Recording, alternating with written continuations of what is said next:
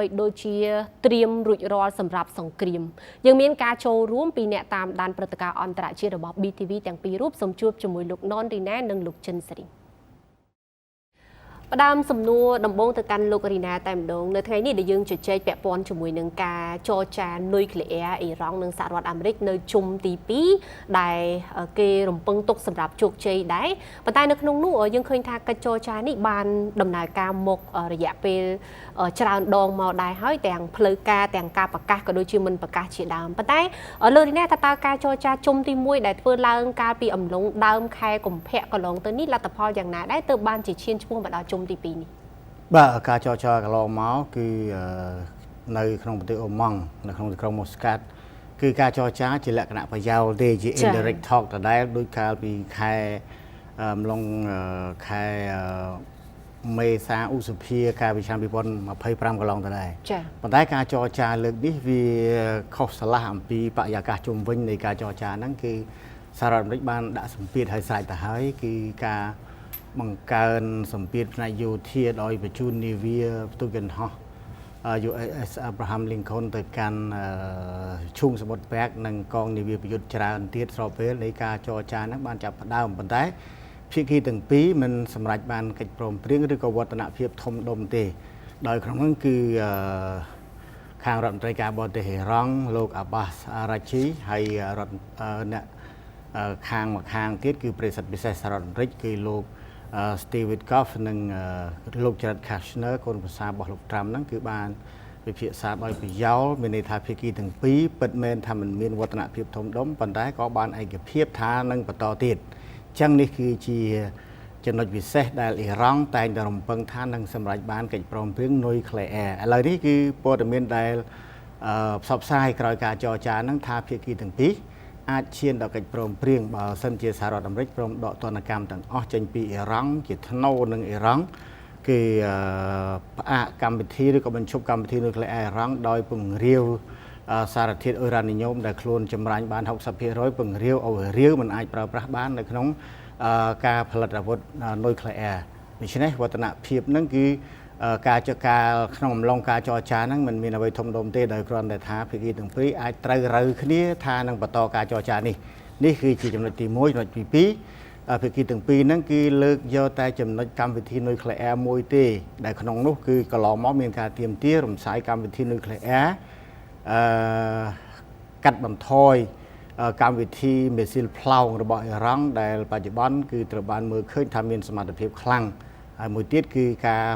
កាត់បន្ថយការគ្រប់គ្រងទៅលើក្រមសកម្មប្រយុទ្ធឬក៏ក្រមតំណាងអ៊ីរ៉ង់នៅក្នុងតំបន់មជ្ឈិមបូព៌ាប៉ុន្តែពីរចំណុចនេះ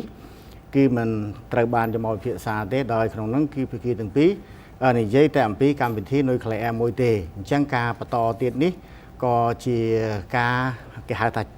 បន្តដំណើរការដែលបានពិភាក្សាកាលពីថ្ងៃទី6ខែកុម្ភៈកន្លងមកហើយនឹងបន្តនៅថ្ងៃស្អែកដូច្នេះជារួមការចរចាកន្លងមកនេះគឺលើកឡើងតែមួយចំណុចទេគឺបញ្ហាកម្មវិធីនុយក្លេអ៊ែររបស់អ៊ីរ៉ង់ហ្នឹងពាក់ព័ន្ធនឹងការអាមេរិកទាមទារឲ្យបញ្ឈប់ការចម្រាញ់សារធាតុអ៊ុយរ៉ានីញ៉ូមទាំងអស់ដែលអ៊ីរ៉ង់កំពុងដំណើរការអញ្ចឹងឲ្យផ្អាកកម្មវិធីមួយហ្នឹងហើយអ៊ីរ៉ង់ក្រោយមកក៏បានទាមទារឲ្យសហរដ្ឋអាមេរិកដកទណ្ឌកម្មទាំងអស់ដែលដាក់លើអ៊ីរ៉ង់ហើយអ៊ីរ៉ង់ក៏ត្រូវឆ្លើយតបដោយសមស្របគឺការពង្រាវសារធាតុអ៊ុយរ៉ានីញ៉ូមដែលខ្លួនចម្រាញ់បាន 60% ហ្នឹងនេះគឺជាចំណុចស្នូលនៃការចរចាប៉ុន្តែភាគីទាំងពីរមិនទាន់មានការឯកភាពចំណុចណាមួយទេដោយគ្រាន់តែបង្ហាញថានេះជាវឌ្ឍនភាពនៅក្នុងការពិភាក្សារយៈពេលកន្លងមកហ្នឹងបាទជាការពិតបើយើងមើលទៅលើជំហររបស់អ៊ីរ៉ង់ដំបូងឡើយគឺខ្លួនប្រកាន់ថាកម្មវិធីនុយក្លេអ៊ែររបស់ខ្លួនគឺបំរើឲ្យសកម្មភាពស៊ីវិលហើយនឹងមិនបោះបង់ចោលនៅការចម្រាញ់សារធាតុអ៊ុយរ៉ានីញ៉ូមអីជាដើមប៉ុន្តែឥឡូវនេះថ្មីនេះដូចជាទទួលរងការពំមានពីអ៊ីស្រាអែលទៀតថានឹងអាចវាយប្រហារទៅលើអ៊ីរ៉ង់បើសិនជាមិនឈប់ទេលោកសេរីមថាតើយ៉ាងម៉េចដែរជុំវិញការស្នើរបស់អ៊ីស្រាអែលថាឲ្យអ៊ីរ៉ង់នេះត្រូវតែរុះរើរចនាសម្ព័ន្ធតាក់ទងនឹងការចម្រាញ់សារធាតុអ៊ុយរ៉ានីញ៉ូមរបស់ខ្លួនទាំងអស់នេះបានន័យថាគឺបញ្ឈប់មិនឲ្យអ៊ីរ៉ង់ចម្រាញ់តែម្ដងតាមមើលទៅទាំងអាមេរិកទាំងអ៊ីរ៉ង់មានការយល់ឃើញយ៉ាងណាដែរជាមួយនឹងសំណើនេះបាទចំពោះជំហររបស់ប្រទេសអ៊ីរ៉ង់ចា៎ពាក់ព័ន្ធទៅនឹងកម្មវិធីនុយក្លេអ៊ែរនេះគឺអ៊ីរ៉ង់មិនមែនថារុំសាយចោលកម្មវិធីនុយក្លេអ៊ែររបស់ខ្លួនទេ មានន័យថាអ៊ីរ៉ង់មិនលុបបំបត្តិចោលកម្មវិធីនុយក្លេអ៊ែររបស់ខ្លួនទេគឺអ៊ីរ៉ង់នៅតែធ្វើកម្មវិធីសម្រាញ់សារធាតុអ៊ុយរ៉ានីយ៉ូមក្នុងកម្មវិធីនុយក្លេអ៊ែររបស់ខ្លួនដដែលប៉ុន្តែគ្រាន់តែក្នុងកម្រិតស៊ីវិលមិនមែនជាយោធាសូម្បីតែសារធាតុអ៊ុយរ៉ានីយ៉ូម 60% ដែលអ៊ីរ៉ង់ចម្រាញ់រួចហើយនឹងក៏សុកចិត្តពង្រាវមកវិញដែរឲ្យនៅក្នុងកម្រិតភាគរយទៀតចា៎មានន័យថាក្នុងផ្នែកស៊ីវិលក្នុងការបម្រើផ្នែកស៊ីវិលហើយចំពោះថាអ៊ីស្រាអែលឬក៏សហរដ្ឋអាមេរិកដែលថាចង់ឲ្យអ៊ីរ៉ង់រំលាយចោលកម្មវិធីនុយក្លេអ៊ែរទាំងស្រុងតែម្ដងគឺអត់ទេ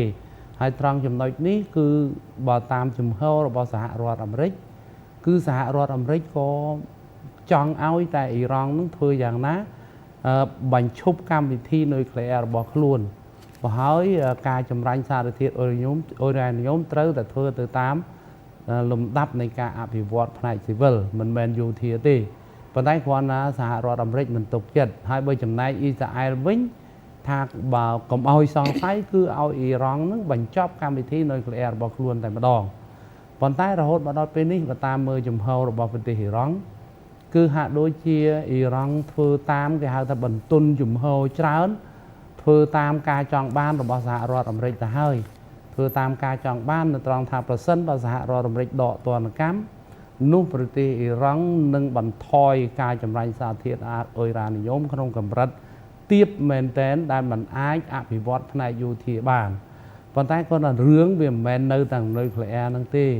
ព្រោះអ៊ីស្រាអែលហ្នឹងមិនមែនចង់បានតែឲ្យអ៊ីរ៉ង់កាត់បន្ថយការចម្រាញ់សារធាតុអ៊ុយរ៉ានីយ៉ូមក្នុងកម្រិតខ្ពស់ហ្នឹងទេគឺអ៊ីស្រាអែលចង់ឲ្យបញ្ចប់កម្មវិធីនុយក្លេអ៊ែរទាំងស្រុងហើយនឹងបញ្ចប់ការធ្វើទំនើបកម្មផ្នែកបច្ចេកវិទ្យាមីស៊ីលរួមទាំងការបញ្ចប់ការគ្រប់គ្រងដល់ក្រមភេរវជននោះគឺសំដៅទៅលើក្រមសកម្មប្រយុទ្ធដែលគ្រប់គ្រងដោយប្រទេសអ៊ីរ៉ង់នៅក្នុងប្រទេសនានានៅក្នុងតំបន់មជ្ឈិមបូព៌ាដូចជានៅប្រទេសអ៊ីរ៉ាក់ដូចជានៅប្រទេសលីបង់នៅប្រទេសយេម៉ែនជាដើមនោះដែលទាំងអស់នេះគឺអ៊ីរ៉ង់មិនព្រមដែរអញ្ចឹងនិយាយជារួមមកវិញត្រង់កម្មវិធីនុយក្លេអ៊ែរនៅពេលបច្ចុប្បន្នរបស់ប្រទេសអ៊ីរ៉ង់នេះគឺអ៊ីរ៉ង់ហាក់ផ្ដល់សម្បទានច្រើនណាស់ហើយដល់សហរដ្ឋអាមេរិកបើសិនបើសហរដ្ឋអាមេរិកដកទណ្ឌកម្មចេញពីប្រទេសអ៊ីរ៉ង់គឺកម្មវិធីនុយក្លេអ៊ែរអ៊ីរ៉ង់នេះហាក់ដូចជាមិនធ្វើទំនើបកម្មមិនចម្រាញ់ក្នុងកម្រិតខ្ពស់ទៀតទេដូច្នេះនៅសល់តែប៉ុណ្ណឹងឯងនៅសល់តែតើសហរដ្ឋអាមេរិកដកទណ្ឌកម្មឬក៏អត់ហើយចំណែកខាងប្រទេសអ៊ីរ៉ង់គឺ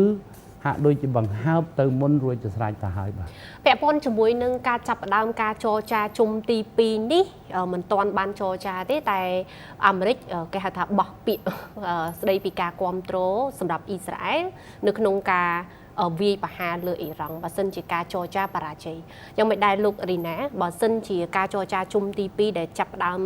នៅថ្ងៃទី17ខែកុម្ភៈនេះមិនទទួលបានជោគជ័យទេមានន័យថាសង្គ្រាមរវាងអ៊ីរ៉ង់អាមេរិកនិងអ៊ីស្រាអែលនេះនឹងកើតឡើងឬក៏យ៉ាងម៉េចបាទតាមមើលភាគរយខ្ពស់ដែរនៃការធ្វើសង្គ្រាមការពីថ្ងៃអាទិត្យម្សិលមិញប្រមុខការទូតអ៊ីរ៉ង់លោកអាប់បាសអារ៉ាឈីដែលធ្វើដំណើរទៅកាន់ទីក្រុងហ្សឺណែវប្រទេសស្វីសបានស្ដីបន្ទោសដល់ប្រទេសអឺរ៉ុប3គឺមានបារាំងអាល្លឺម៉ង់អង់គ្លេសហ្នឹងគឺជាអ្នកជ្រៀតជ្រែកកិច្ចការចរចាដោយសារថាការចរចាសុកនៅក្នុងប្រទេសអូម៉ង់តំបន់មជ្ឈិមបូព៌ានេះទេប៉ុន្តែប្រទេស3ហ្នឹងឆ្កឹះឆ្កៀលទាល់តែអាមេរិកហ្នឹងបដូរទីតាំងមក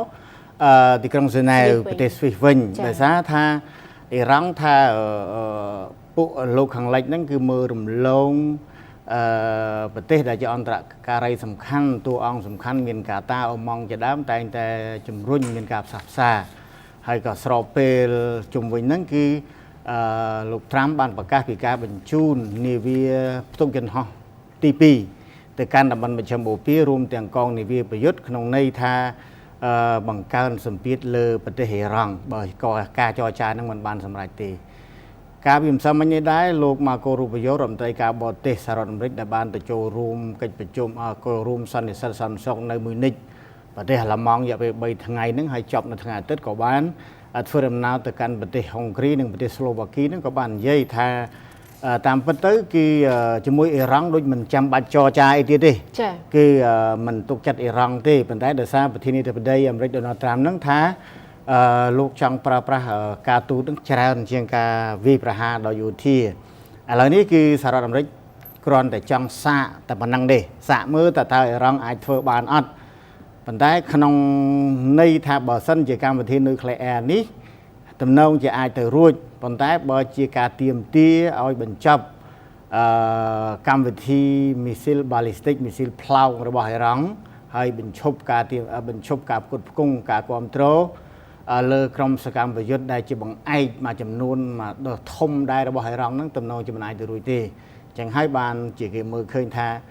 អត្រាភាគរយនៃការធ្វើសង្គ្រាមហ្នឹងវាខ្ពស់ដោយសារតែអ៊ីស្រាអែលបានលើកឡើងហើយថាបើថានៅតែអ៊ីរ៉ង់អាចចម្រាញ់សារធាតុអ៊ុយរ៉ានីញ៉ូមក្នុងកម្រិតទាបហើយប្រើប្រាស់ក្នុងស៊ីវិលក៏ដោយមានន័យថាអ៊ីរ៉ង់ចេះធ្វើអស់ទៅហើយមានចំណេះដឹងចំណេះធ្វើរួចស្រេចហើយអញ្ចឹងនៅលាក់លួចផលិតបានដែលជាការគម្រាមកំហែងដល់អ៊ីស្រាអែលនេះមួយ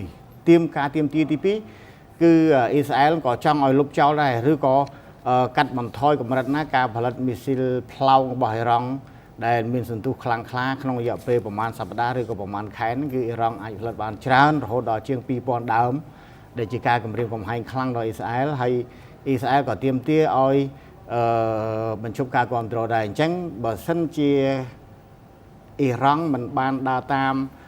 ចំណុចទី2ទី3នេះទេក៏ទំនងជាការចរចាលើកនេះមិនត្រូវគ្នាដែរដោយសារតែខាងមេបញ្ជាការកងទ័ពរបស់អ៊ីរ៉ង់ហ្នឹងបាននិយាយហើយថាកម្មវិធីនុយក្លេអ៊ែរគឺអាចយកមកជជែកគ្នាបានឲ្យតែអាចនៅដំណើរការចម្រាញ់សារធាតុអ៊ុយរ៉ានីញ៉ូមកម្រិតទាបបំរើឲ្យផ្នែកស៊ីវិលហ្នឹងគឺអត់អីទេដែលវាជាប្រយោជន៍សេដ្ឋកិច្ចសម្រាប់ភាគីទាំងពីរគឺសហរដ្ឋអាមេរិកនិងអ៊ីរ៉ង់ផងប៉ុន្តែមីស៊ីល ballistic មិនមែនជាប្រធានបទដែលត្រូវយកមកនិយាយគ្នាទេរឿងផ្សេងទៀតក៏អត់មានត្រូវនិយាយដែរអញ្ចឹងបើកម្មវិធីនុយក្លេអ៊ែរទំនងអ៊ីរ៉ង់ហ្នឹងគឺបន្ទន់អេយ៉ាបតច្រើនទៅហើយលោកត្រាំក៏ថាដែរថាឥឡូវនេះអ៊ីរ៉ង់បានបន្ទន់អេយ៉ាបតហើយបានជាលោកមិនចង់ប្រើប្រាស់កម្លាំងយោធាទេប៉ុន្តែក្នុងជំពេលជាមួយគ្នាហ្នឹងក៏នៅតែបង្កើនសម្ពាធបន្ថែមហើយថាគ្រប់គ្រងនេះក្នុងករណីអត្រាខ្ពស់ដែលថាអ៊ីស្រាអែលមិនពេញចិត្តទេបើសិនជាអ៊ីស្រាអែលមិនអាចដាក់ការទាមទាររបស់ខ្លួនចូលទៅក្នុងកិច្ចព្រមព្រៀងនឹងបានកាលពីចុងសប្តាហ៍កន្លងទៅអ៊ីស្រាអែលនាយករដ្ឋមន្ត្រីអ៊ីស្រាអែលប៊ែនជាមីននេតាន់យ៉ាហ៊ូបាននិយាយហើយនិយាយទៀតច្រើនដងដែលថាកិច្ចព្រមព្រៀងនុយក្លេអ៊ែរអ៊ីរ៉ង់កិច្ចព្រមព្រៀងនុយក្លេអ៊ែរដែលល្អរវាងសហរដ្ឋអាមេរិកនិងអ៊ីរ៉ង់ហ្នឹងគឺលុះត្រាតែដាក់បញ្ចូលនៅការដកឬដកការគ្រប់គ្រងរបស់អ៊ីរ៉ង់លើក្រុមសកម្មប្រយុទ្ធបញ្ចប់កម្មវិធីមីស៊ីលផ្លោកហ្នឹងហើយរុះរើហេដ្ឋារចនាសម្ព័ន្ធការចម្រាញ់សារធាតុអ៊ុយរ៉ានីញ៉ូមរុះរើហេដ្ឋារចនាសម្ព័ន្ធនុយក្លេអ៊ែរកម្មវិធីនុយក្លេអ៊ែររបស់អ៊ីរ៉ង់អស់អានឹងបានជាកិច្ចព្រមព្រៀងល្អបើមិនអញ្ចឹងទេវាកិច្ចព្រមព្រៀងបុកពោះដដែលដោយសារថាអ៊ីរ៉ង់មានចំណេះធ្វើស្រេចហើយកន្លែងណាអ៊ីរ៉ង់ឲ្យកាមេរ៉ាសុវត្ថិភាពដើរក៏ដើរទៅកន្លែងណាអ៊ីរ៉ង់មិនឲ្យកាមេរ៉ាសុវត្ថិភាពដើរគឺអត់ដើរដដែលអញ្ចឹងបានថាមិនមែនណាទៅអង្គុយក្នុងរោងចក្រចម្រាញ់សារធាតុអ៊ុយរ៉ានីញ៉ូមទេកន្លងមកជាបទពិសោធន៍ដែលកាមេរ៉ានៅក្នុងរោងចក្រមិនប្រកាសមួយចំនួនហ្នឹងគឺមិនឲ្យនរណាមើលបានទេហើយអារោងចក្រដែលប្រកាសហើយហ្នឹងក៏វាបែកកញ្ចក់បែកអីមើលមិនឃើញដែរអញ្ចឹងក៏គេនៅសង្ស័យថាបើអ៊ីស្រាអែលផងថាបើកិច្ចព្រមព្រៀងបានត្រឹមតែនុយក្លេអ៊ែរក្នុងកម្រិតស៊ីវិលអាកម្មវិធីពីរផ្សេងទៀតមិនអាចបំពេញតាមការទាមទារបានអញ្ចឹងកិច្ចព្រមព្រៀងហ្នឹងវាអត់ល្អវានៅតែធ្វើឲ្យអ៊ីស្រាអែលបុកពោះភ័យជាការបារម្ភលើបញ្ហាសុវត្ថិភាពដូច្នេះអត្រាភាគរយបើគិតអ៊ីស្រាអែលថាដូចជាមិនរំពឹងទុកថានឹងសម្រេចជោគជ័យទេគឺអានេះគឺខាងអ៊ីស្រាអែលប៉ុន្តែខាងសហរដ្ឋអាមេរិកថាអាចសម្រេចបានកិច្ចព្រមព្រៀងឆាប់ដោយសារតែសម្ពាធនឹងវាខ្លាំងលើសលប់ហើយនាវាផ្ទុកយន្តហោះនិងកងនាវាប្រយុទ្ធច្រើនឥឡូវបញ្ជូនអាទី2ចេញពីតំបន់សមុទ្រការ៉ាអ៊ីបទៅកាន់តំបន់មជ្ឈិមបូព៌ាទៀតជាការដាក់សម្ពាធក្នុងឡុងពេលហ្នឹងហើយមើលឃើញខាងរដ្ឋមន្ត្រីអនុរដ្ឋមន្ត្រីការបរទេសអ៊ីរ៉ង់ព្រមទាំងឧត្តមសេនីយ៍ជាន់ខ្ពស់របស់អ៊ីរ៉ង់ហ្នឹងក៏ហាក់បន្ទន់ចំហពីលើកពីផលប្រយោជន៍សេដ្ឋកិច្ចផងលើកពីផលប្រយោជន៍នៃសន្តិភាពនិងស្ថិរភាពក្នុងតំបន់ដែលមិនបង្កគ្រោះថ្នាក់ដល់ជនស៊ីវិលក៏ដូចជា ភាពចលាចលក្នុងតំបន់មជ្ឈមបូព៌ាប៉ុន្តែបើវា skepticism ហើយបើនិយាយពាក់ព័ន្ធជាមួយនឹងអ៊ីស្រាអែលថាបើសម្រេចបានតែកិច្ចព្រមព្រៀងនុយក្លេអ៊ែរវាជាកិច្ចព្រមព្រៀងមិនល្អទេអញ្ចឹងហើយបានលោកត្រាំថាលោកជ្រើសរើសរកការទូតប៉ុន្តែក៏នៅតែគ្រប់គ្រងក្នុងករណីដែលអ៊ីស្រាអែលមិនពេញចិត្តវាយផាទៅលើអ៊ីរ៉ង់គឺសហរដ្ឋអាមេរិកត្រូវតែគ្រប់គ្រងអ៊ីស្រាអែលដែរនឹងបាទចាជារួមត្រឡប់មកវិញលោកសេរីមថាតើកិច្ចចរចាជុំទី2ដែលធ្វើឡើងនៅប្រទេសស្វីសនេះគេនឹងលើកយកនៅចំណុចសំខាន់អ្វីខ្លះដើម្បីជជែកគ្នាហើយជាការរំពឹងទុកបែបណាដែរបាទចំពោះរបៀបវិរៈដែលត្រូវភាគីទាំងពីរគឺសហរដ្ឋអាមេរិកនិងខាងអ៊ីរ៉ង់ជួបគ្នាចរចាជាលើកទី2នេះគឺនៅក្នុងឆ្នាំនេះនៅសេនាប្រទេសស្វីសនោះគឺនិយាយតែពីបញ្ហានុយក្លេអ៊ែរទេប៉ុន្តែគ្រាន់តែកិច្ចចរចានេះក៏ធ្វើតាមលំអាននៅប្រទេសអូម៉ង់ដោយកាលពីថ្ងៃទី6ខែកុម្ភៈឆ្នាំ2026អញ្ចឹងគឺការចរចាដោយប្រយោលដោយសហរដ្ឋអាមេរិកនៅកន្លែងផ្សេងនៅបន្ទប់ផ្សេងហើយខាងប្រទេសអ៊ីរ៉ង់នៅបន្ទប់ផ្សេងហើយការចរចានោះគឺមានអន្តរការីនៅសម្របសម្រួលប៉ុន្តែចំពោះក្តីរំពឹងថានឹងជួបនឹងសម្រេចបាននូវកិច្ចព្រមព្រៀងនោះគឺមិនសូវជាមានភាគរយខ្ពស់ទេដោយសារតែចំហនឹងខុសគ្នាត្រង់ទី1គឺសហរដ្ឋអាមេរិកចង់ឲ្យអ៊ីរ៉ង់បញ្ចប់កម្មវិធីនុយក្លេអ៊ែរទាំងស្រុងតែម្ដងហើយនឹងទី2អ៊ីរ៉ង់ថាប្រសិនបើគឺខ្លួនយល់ព្រមតាមសហរដ្ឋអាមេរិកគឺសហរដ្ឋអាមេរិកត្រូវដកទណ្ឌកម្មចេញប៉ុន្តែចំពោះទណ្ឌកម្មសហរដ្ឋអាមេរិកនេះគឺមិនងាយដកទេដោយសារតែប្រធានាធិបតីសហរដ្ឋអាមេរិកលោកដូណាល់ត្រាំនឹងបានសម្រេចចិត្តមកហើយដកសហរដ្ឋអាមេរិកចេញពីកិច្ចព្រមព្រៀងនុយក្លេអ៊ែររបស់ប្រទេសអ៊ីរ៉ង់កាលពីឆ្នាំ2015ហ្នឹងក៏ដោយសារតែមហិច្ឆតារឹតរួតទណ្ឌកម្មសេដ្ឋកិច្ចទៅលើប្រទេសអ៊ីរ៉ង់នឹងដែរហើយដល់ឲ្យដកចេញស្រួលមិនងាយទេប៉ុន្តែគ្រាន់តែការជួបចរចានេះក៏ជាសញ្ញាល្អមួយនៅត្រង់ថាទោះបីយ៉ាងណាក៏ដោយក៏ភាគីទាំងពីរសហរដ្ឋអាមេរិកនិងប្រទេសអ៊ីរ៉ង់នៅតែយកការពិភាក្សាគ្នានៅតែឲ្យតម្លៃលើការពិភាក្សាគ្នាដើម្បីបន្ធូរបន្ថយភាពតានតឹងនិងការប្រឈមមុខដាក់គ្នាខាងកងកម្លាំងយោធាប៉ុន្តែដែលក្តីសង្ឃឹមថានឹងសម្រេចបានកិច្ចព្រមព្រៀងនោះគឺហាក់ដូចជាមានក្តីសង្ឃឹមតិចទេប៉ុន្តែដំណើរនៃកិច្ចចរចាលើកនេះបើមិនត្រូវគ្នាក៏ភាគីទាំងពីរអាចនឹងជួបចរចាគ្នាសារជាថ្មីនៅពេលខាងមុខរួមផ្សំនឹងការដាក់សម្ពាធខាងយោធាពីសំណាក់សហរដ្ឋអាមេរិកទៅលើប្រទេសអ៊ីរ៉ង់ផងនោះដូច្នេះនិយាយជារួមចំពោះរបៀបវិរៈនៃកិច្ចចរចានេះបើតាមអ៊ីរ៉ង់គឺចរចាតែកម្មវិធីនុយក្លេអ៊ែរទេមិននិយាយអ្វីផ្សេងក្រៅពីកម្មវិធីនុយក្លេអ៊ែរទេហើយចំណែកខាងសហរដ្ឋអាមេរិកគឺចង់និយាយទាំងនុយក្លេអ៊ែរទាំងមីស៊ីលនិងទាំងការគ្រប់គ្រងដល់ក្រមភេរវករពីសំណាក់អ៊ីរ៉ង់ផងហើយចំពោះការសម្រេចបានគឺអ្នកជំនាញជាច្រើនបានលើកឡើងថាការឈានដល់ការចុះហត្ថលេខាលើកិច្ចព្រមព្រៀងនុយក្លេអ៊ែរអ៊ីរ៉ង់រវាងអ៊ីរ៉ង់និងសហរដ្ឋអាមេរិកក្នុងកិច្ចចរចាលើកនេះគឺហាក់ដូចជាមានភាគរយទាបនឹងបាទយើងនឹងតាមដានមើលបន្តទៀតជុំវិញដំណើរការចរចាជុំទី2ដែលធ្វើឡើងនៅថ្ងៃទី17ខែកុម្ភៈនេះថាតើវានឹងអាចមានសញ្ញាល្អខ្លះទេស្របពេលដែលភាពតានតឹងដូចជាពុះកជ្រុលខ្លាំងអ្វីៗហាក់បីដូចជាត្រៀមសម្រាប់សង្គ្រាមរួចហើយមានអ្វីថ្មីនឹងជម្រាបជូនទស្សនិកជននៅពេលក្រោយទៀតអរគុណលោករីណានិងលោកស្រី